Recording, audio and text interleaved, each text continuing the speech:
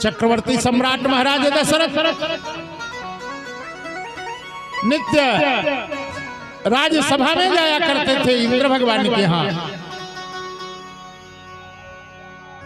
जिस स्थान पर बैठते थे जब वहां से उठ करके चले जाते थे तो उस स्थान की धुलाई होती थी या पुछाई होती थी, सफाई होती थी।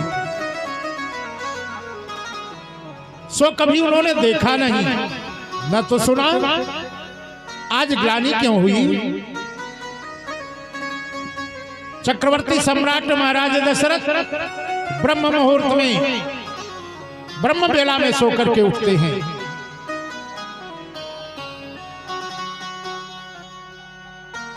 ठीक ब्रह्म मुहूर्त में उठे हुए हैं, एक भंगिन दरवाजे के सामने आकर के झाड़ू लगा रहे हैं।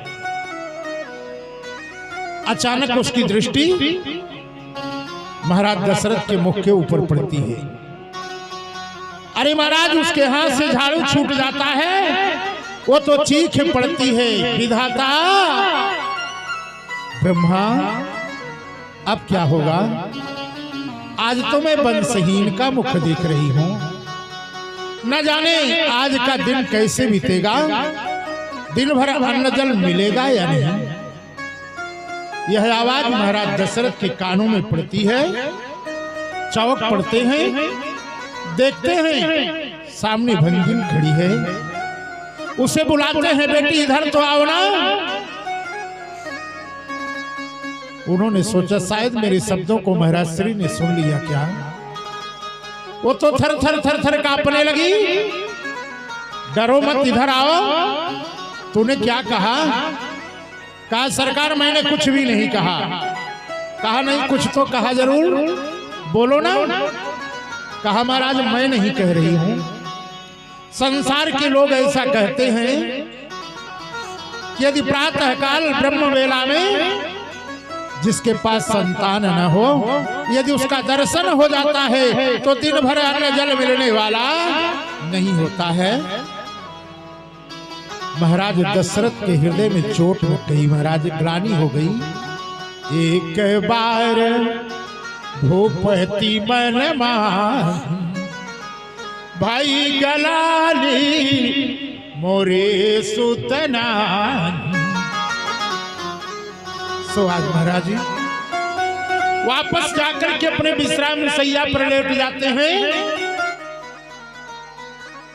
प्रातः काल हो गया, सूर्योदय हो गया, 8 बजने को आ गए।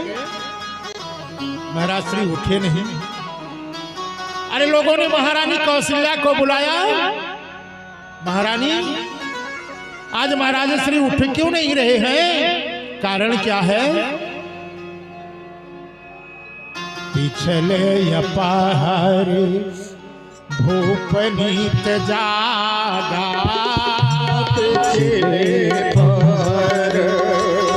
भूपनीत जागा, जो हमारी बड़ा अजर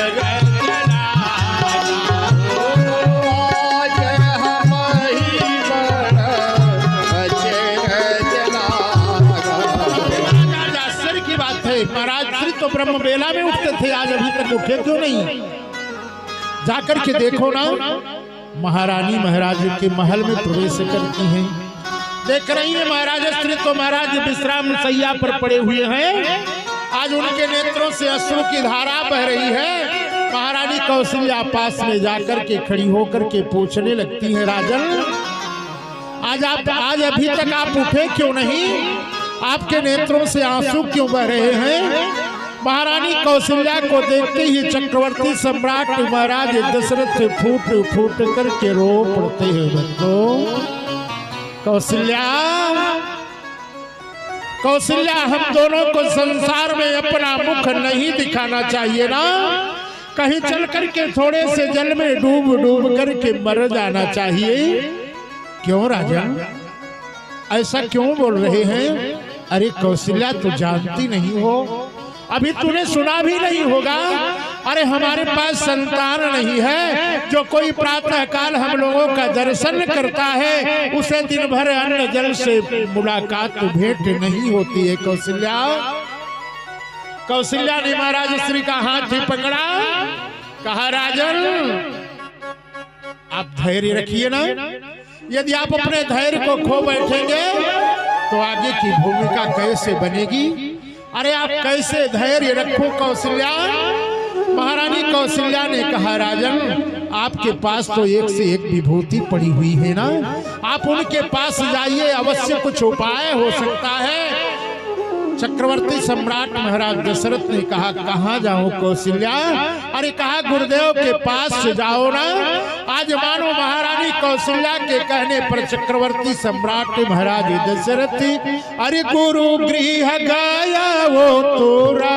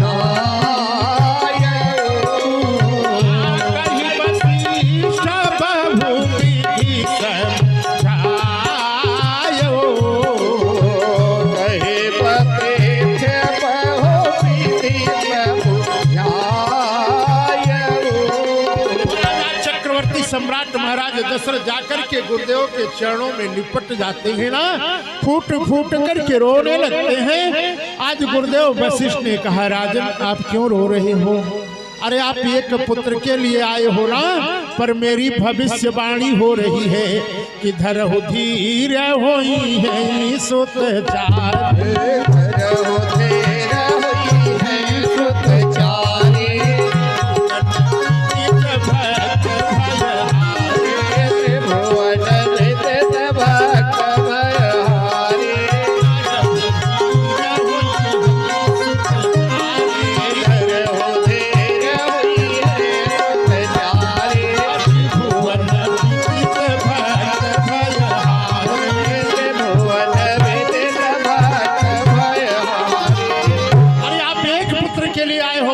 भविष्यवाणी हो रही है, आपको चार चार पुत्र होंगे। महाराज दशरथ के हृदय में कुछ प्रसन्नता आई।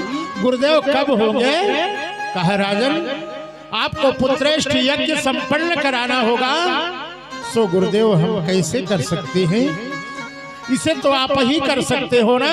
गुरुदेव वशिष्ठ ने कहा ना ना राजन मैं आपके यहाँ यज्ञ नहीं कर सकता हूँ, आपके यज्ञ का यज्ञाचार्य वही होगा जो अभी तक स्त्री और पुत्र का मुख नहीं देखा होगा।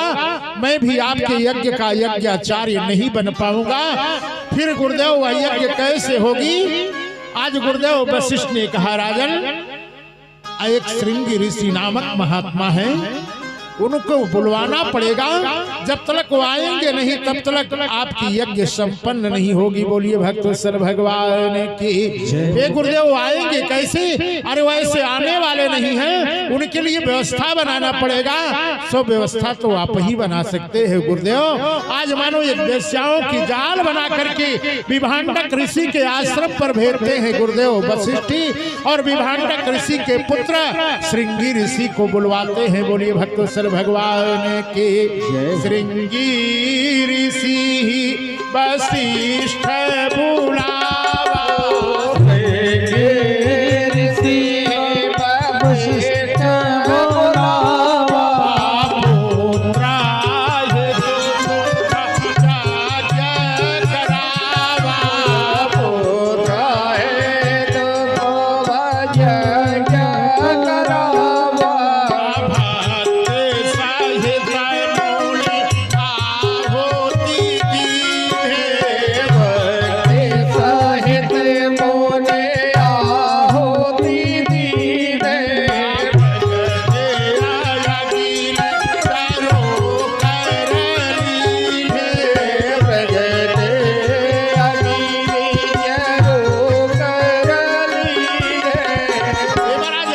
पति पत्नी मिलकर के आहुति देते हैं, यज्ञ नारायण भगवान को समर्पित करते हैं। आज महाराज अग्निदेव भगवान हाथ में खीर लिए हुए प्रकट हो जाते हैं। बोलिए अग्निदेव भगवान की। आकाशवाणी होती है, महाराज दशरथ के हाथों में देते हैं। कहा यह भी बांट देहुरी पजाई, कहा जथा जोग सब भाग बनाई। इस खीर को लेकर के राजमहल में चले जाओ, राजमाताओं को बांट दीजिए। बोलिए भक्तवत्सल भगवान की। आज खीर को लेकर के महाराज दशरथ राजमहल में पहुंचते हैं ना, अरे तब हिराऊ प्रिय नारी